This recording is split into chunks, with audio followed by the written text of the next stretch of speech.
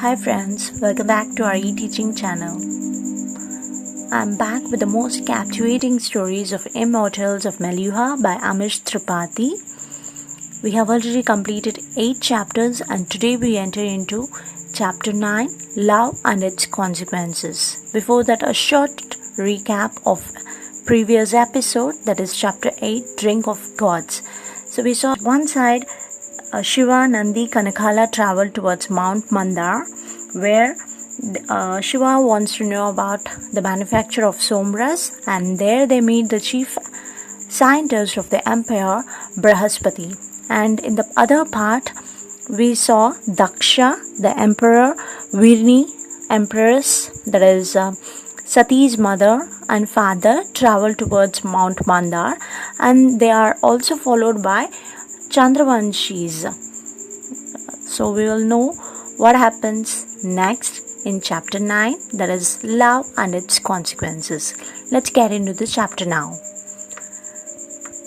I didn't want to question you in front of them.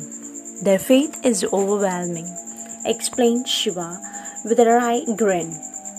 He was beginning to like Brihaspati. He enjoyed being around a man who treated him like an equal. Brihaspati nodded. I understand, my friend. What do you want to ask? Why me? Asked Shiva. Why did the sombras have this strange effect on me? I might have a blue throat, but I don't know how I am going to become the savior of the Suryavanshis. The emperor tells me that I am supposed to be the one who will complete Lord Ram's unfinished work and destroy the Chandravanshis. He told you that? Asked Brihaspati. His eyes wide in surprise. The emperor can be a little tiresome at times, but suffice it to say that what he told you is not completely correct. The legend does not exactly say that the militant will save the Suryavanshis. The legend says two things. First, that the militant will not be from the Sapta Sindhu. And second, the militant will be the destroyer of evil. The Meluhans believe that this implies that the militant will destroy the Chandravanshis, since they are obviously evil. But destroying the Chandravanshis does not mean that the Suryavanshis will be saved. There are many other problems besides the Chandravanshis that we need to solve. What kind of problems? Like the Nagas? Brihaspati seemed to hesitate for a moment.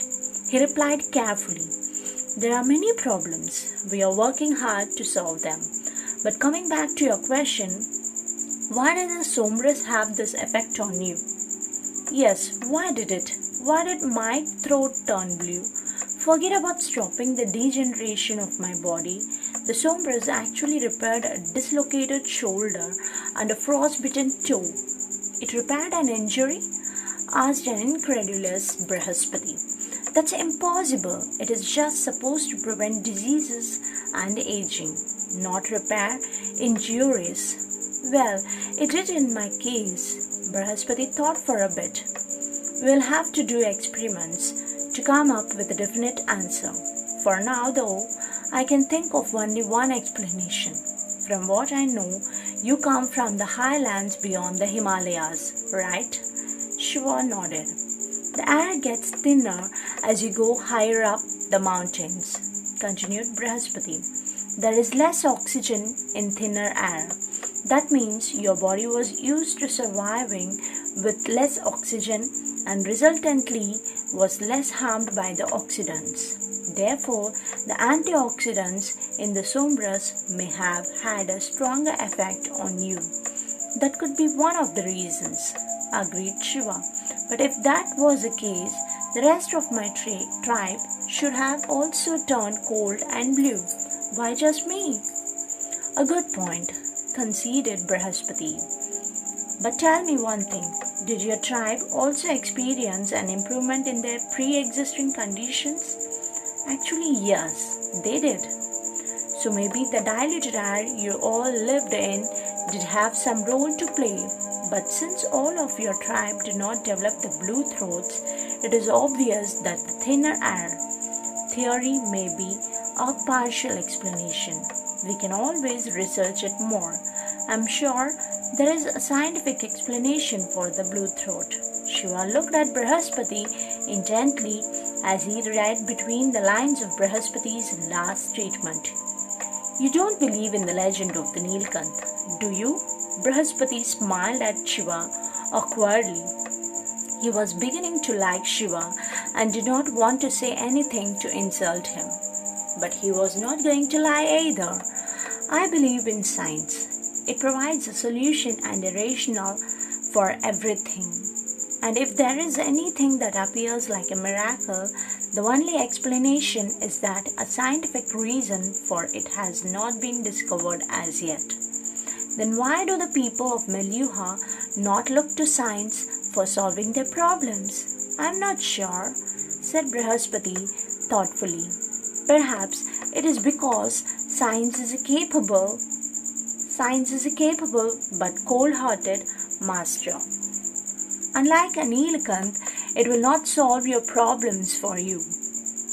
It will only provide you the tools that you may need to fight your own battles. Perhaps it is easier for people to believe that someone else will come and solve their problems rather than solve it themselves. So what do you think is the role that the Nilkanth has to play in Meluha? So what do you think is the role that the Nilkanth has to play in Meluha? Brihaspati looked at Shiva sympathetically.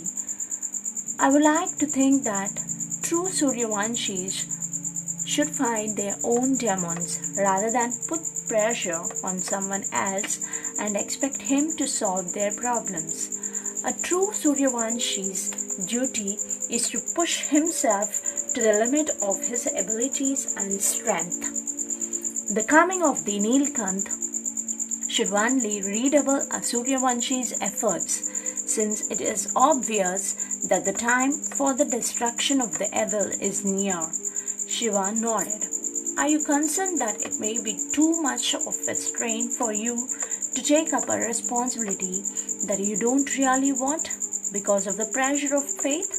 Asked Brihaspati. No, that is not my concern, replied Shiva. This is a wonderful country and I certainly want to do all I can to help. But what if your people depend on me to protect them and I can't? Right now, I can't say that I can do all that is expected from me. So, how can I give my word? Brihaspati smiled. According to his real book, any man who took his own word seriously was worth respecting. You appear to be a good man, Shiva. You will probably face a lot of pressure in the coming days. Be careful, my friend, because of the blue throat and the blind faith it generates. Your decisions will have ramifications for the entire land. Remember, whether a man is a legend or not is decided by history, not fortune tellers. Shiva smiled, glad to have finally found a man who understood his predicament and, more importantly, was willing to at least offer some advice. It was late in the evening. Having spent a thoroughly enjoyable afternoon on a detailed tour of Mount Mandar with Brihaspati, Shiva lay on his bed reading a book. A spent chalam lay on the side table. A few aspects of the story he was reading. The writer's war against the Asuras troubled him. The Asuras were demons and were expected to behave like demons, having a pathological hatred for the Devas. They routinely attacked Deva cities, trying to force them to accept the Asura way of life. This was not a surprise to Shiva. What was unexpected, though, was the way of some of the Devas behaved, going to unusually unethical limits in their blind pursuit of victory. Lord Rudra, though personally a great man, seemed to ignore the indiscretions of the Devas. in the interest of the larger good. Shiva heard a commotion outside the guest house. He looked out of his first floor balcony to notice the royal caravan had just arrived. The Aristonemi soldiers had formed a neat salutatory row at the entrance. Some people appeared to be disembarking from the far side of the second carriage. Shiva assumed it must be the royal family. The surprise was that the Aristonemi seemed to be going through just the normal motions in receiving the royal family. There was not the usual servitude that would be expected in the front of royalty. Shiva suspected that this could be due to the usual Meluhan obsession with perceived equality. However, Shiva's equality theory was challenged when he looked at the fifth carriage from which Parvateshwar alit. Here, the Aristonemi seemed to be in a tizzy. The senior captain rushed in front of Parvateshwar and executed a Meluhan military salute. A quick click of the heels, the body rigid in attention, and the right hand, balled in a fist, brought rapidly and violently to his left chest. After his salute, the captain bent low in respect to the chief of the army. The soldiers at the back repeated their captain's greeting. Parvateshwar formally saluted in return, accompanied with a slight bow of his head.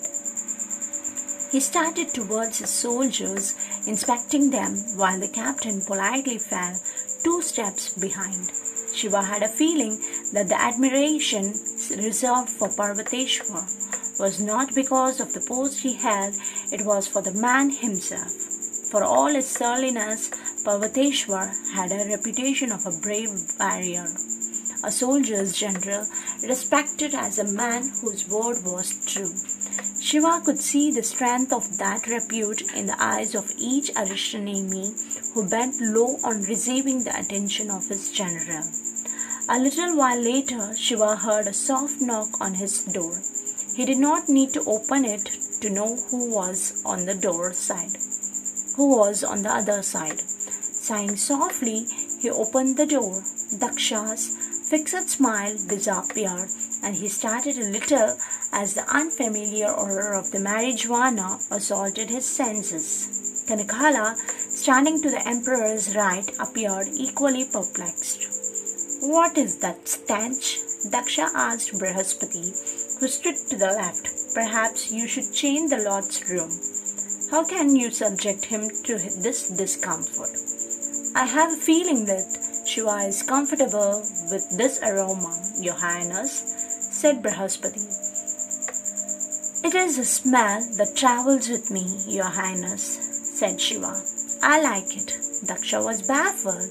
His face did nothing to hide his revulsion, but he quickly recovered his composure. After all, the Lord was happy with the mal odor. "I'm sorry to disturb you, my lord," said Daksha, his smile back in place. "I had just thought I would inform you that my family and I have reached the guest house." "It's very kind of you to inform me, Your Highness," said Shiva with a formal namaste. "My family and I were hoping to have the honor of eating breakfast with you tomorrow morning, my lord." "The honor would be mine, Your Highness." "Excellent," beamed Daksha, as he moved on to the question that dominated his mind. "What do you think of the somris, my lord? Is not it really the drink of the gods?" "Yes, Your Highness. It does appear to be a miraculous drink. It is the basis of our civilization," continued Daksha. "Once you have taken a tour of our land, you will see the goodness of our way of life. I'm sure you will find it in your heart to do something to save it. Your Highness, I already think highly of your country. It truly is great and treats its citizens well. I would not doubt that it is a way of life that is worth protecting. However, what I am not sure about is what I can do. Yours is such an advanced civilization, and I am just a simple tribal man." "Faith is a very potent weapon, my lord," said Daksha, his hands joined in supplication. All that is needed is for you to have as much faith in yourself as we have in you. I am sure that if you spend a few more days in our country and see the effect that your presence has on our people, you will realize what you can do. Shiva gave up arguing against Daksha's childlike belief. Brihaspati winked at Shiva before coming to his rescue. Your Highness, Shiva looks tired to me. It has been a long day. Maybe he should retire and we could meet tomorrow. Daksha smiled. Perhaps you are right, Brihaspati. My apologies for troubling you, my lord. We will see you at breakfast. Have a good night. Good night. Wish Shiva in return. Sati waited quietly at the table as Daksha glanced nervously at the Prahar lamp. To the left were Kanakala, Brihaspati and Parvateshwar. To his right was an empty chair for the Nilkant, thought Sati. Next to the empty chair sat Sati, and to her right was her mother Virini. Daksha had agonized deeply over the seating to get it exactly right. Sati looked over the arrangements, a formal table and chairs for the breakfast, rather than the preferred low table and floor cushions that Meluhans normally sat upon to eat. The beloved banana leaf had been replaced by gold plates. The taste-enhancing kulkards or mud cups had been replaced by refined silver glasses. She thought that her father was really pulling out all stops for his breakfast meeting. She had seen him pin his hopes on too many so-called Nilkants earlier. Miracle men who had turned out to be frauds. She hoped that her father would not have to face disillusionment again. The crier announced Shiva and Nandi as Daksha rose with a reverential namaste to receive the Lord. Parvateshwar rolled his eyes at the servile behavior of his emperor. At the same instant, Sati bent down to pick up a glass that she had accidentally knocked over the floor. My lord, said Daksha, pointing to the people standing around the table. Kanakala, Brihaspati and Parvateshwar, you already know. At the far right is my wife, Queen Virini. Shiva smiled politely as he returned Virini's namaste with a formal namaste and a low bow. And next to her said Daksha with a broad smile as Sati came up holding the glass she had retrieved. Is my daughter, Princess Sati. The breath went out of Shiva as he looked at his life staring back at him. His heart beat a frantic rhythm. He could swear that he had a whiff of his favorite fragrance in the world, the aroma of the holy lake at sunset. As before, he was mesmerized. There was an uncomfortable silence in the room, except for the noise made by the unfortunate glass which fell from Sati's hand again. The clang of the rolling glass distracted Sati slightly from her fixed gaze. With superhuman effort, she managed to control the look of shock on her face. She was breathing heavily as if she had just danced a duet with Shiva. What she did not know was that her soul was doing exactly that. Daksha gazed at the dumbstruck couple with glee. He had the look of a director who had just seen his play being perfectly executed. Nandi, standing right behind Shiva, could see Sati's expression. Suddenly, everything became clear to him. The dance practices, the Vikarma touch, the Shuddhikaran, and his lord's anguish. While some part of him was afraid, another reconciled to it quickly. If his lord wanted this, he would support it in every way possible. Brihaspati stared blankly at the couple, deep in thought about the implications of this unexpected situation. Parvateshwar looked at the goings on with barely concealed repugnance. What was happening was wrong, immoral, and worst of all, illegal. My lord, said Daksha, pointing to the empty seat at his right. Please take your seat, and we shall begin. Shiva did not react.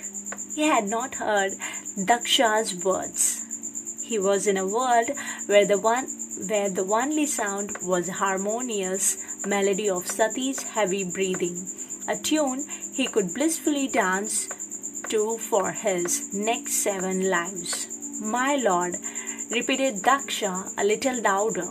A distracted Shiva finally looked at Daksha as if from another world. Please take your seat, my lord, said Daksha. Yes, of course, your highness, said Shiva, averting his eyes in embarrassment. As Shiva sat down, the food was brought in. It was a simple delicacy that Meluhans love for breakfast. Rice and some cereals fermented and ground into a thick batter. Small portions of this batter were then wrapped in banana leaves and steamed into cylindrical roundels. The preparation was served while still draped in banana leaf, along with some spicy lentils for taste. The dish was called an idli. You are the Nilkanth, a still shocked Sati whispered softly to Shiva as she had willed some calmness into her breathing. Apparently so, replied Shiva with a playful grin, impressed. Sati answered that question with a raised, disdainful brow. The mask was back. Why would I be impressed? What? My lord, said Daksha. Yes, your highness, said Shiva, turning towards Daksha. I was thinking, said Daksha, our puja should be over by this evening. Yet, I have to stay here for 2 more days for some reviews with Brihaspati. There is no point in having Virni and Sati get thoroughly bored out here for so much time. Thank you, your highness, said Brihaspati with a sly grin. Your vote of confidence in the interest that the royal family has in Mount Mandar is most reassuring. The entire table burst out laughing. So did Daksha, exhibiting a sporting spirit. Do you know what I meant, Brihaspati? Said Daksha, shaking his head. Turning back to Shiva, he continued.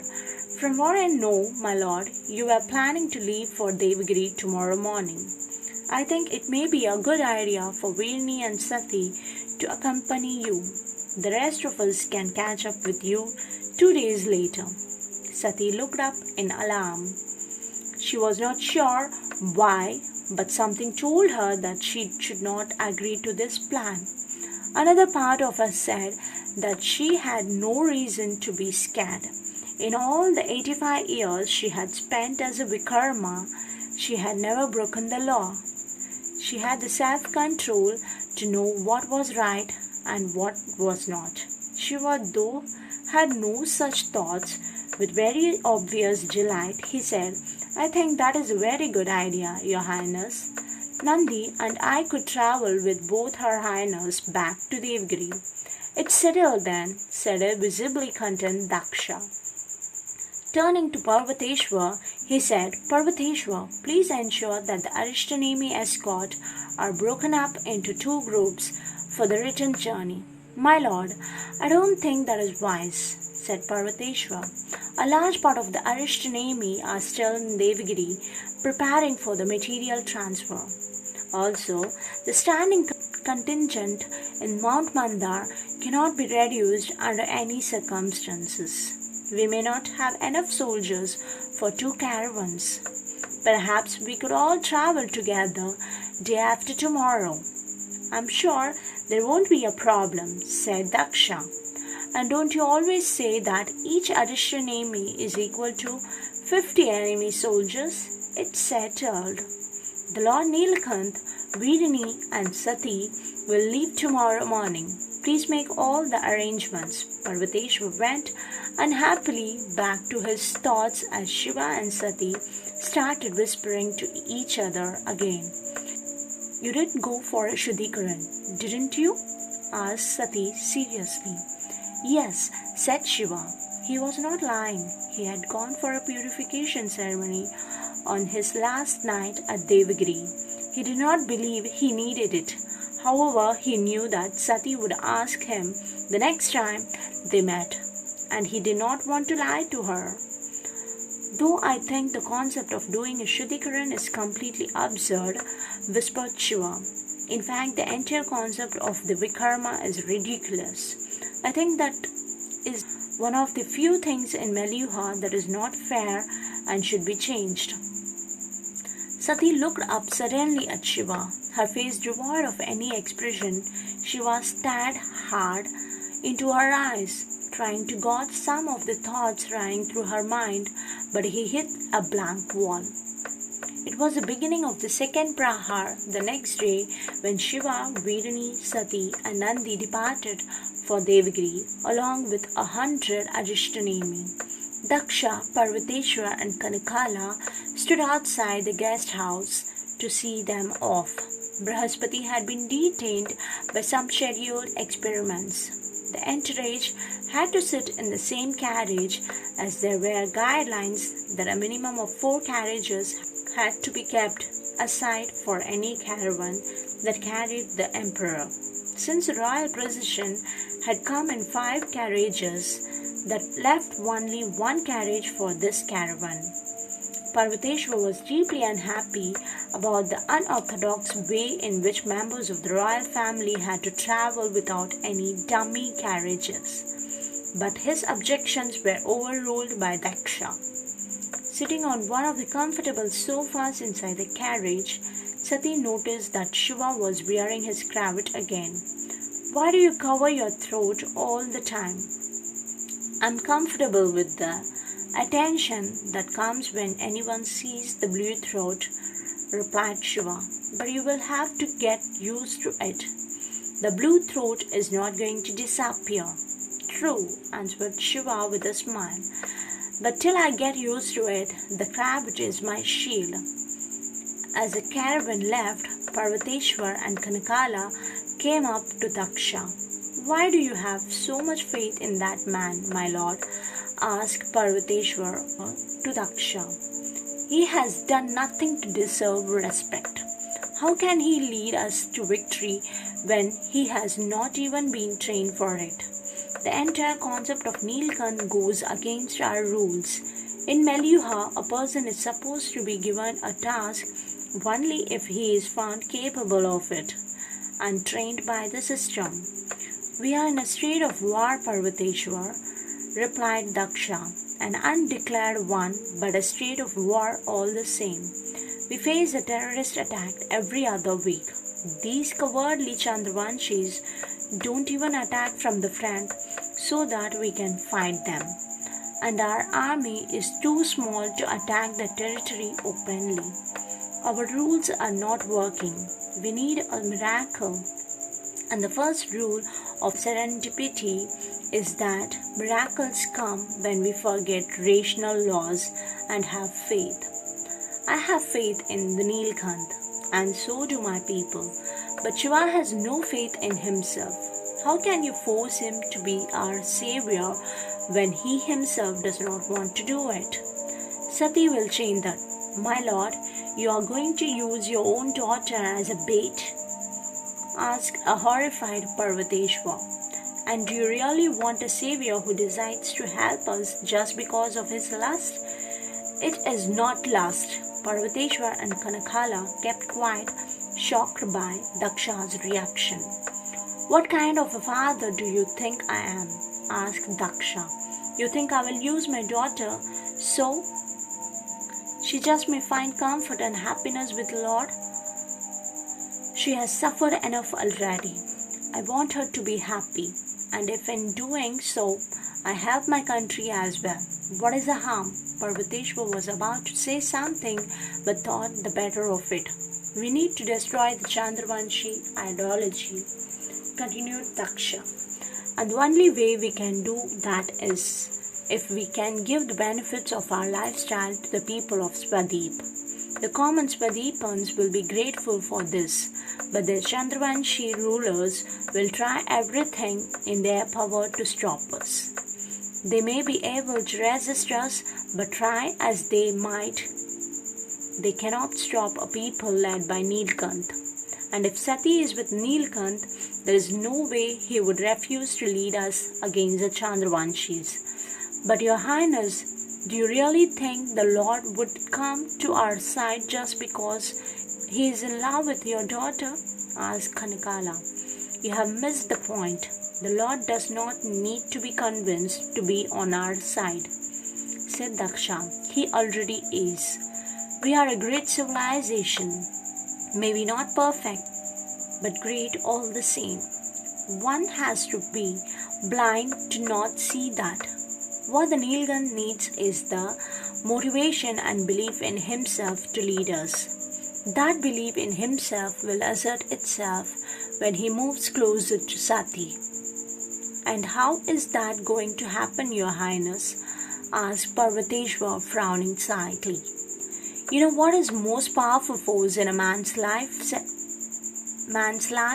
Asked Daksha.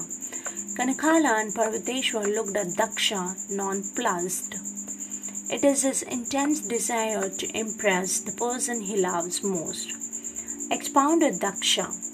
Look at me. I have always loved my father. My desire to impress him is what is driving me even today.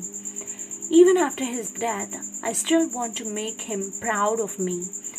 It is driving me to my destiny as a king who will re-establish the pure Sauryavanshi way of life across India. And when the Nilkant develops a deep desire to make Sati proud of him, he will rise to fulfill his destiny.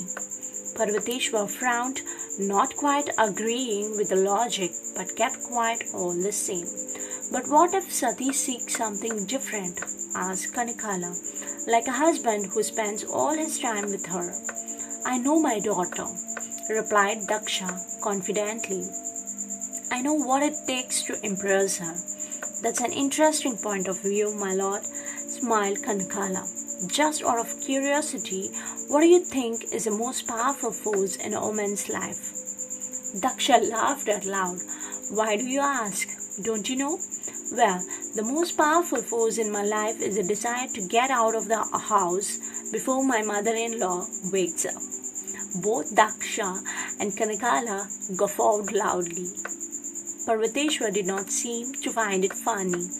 I'm sorry, but that is no way to speak about your mother-in-law. Oh, relax, Parvateshwar, said Kanakala. You take everything too seriously, I think, said Daksha, smiling. The most powerful force in a woman's life is a need to be appreciated, loved, and cherished for what she is. Kanakala smiled and nodded. Her emperor truly understood human emotions. With this ends Chapter 9. Do subscribe to our e-teaching channel for further interesting videos and audiobooks.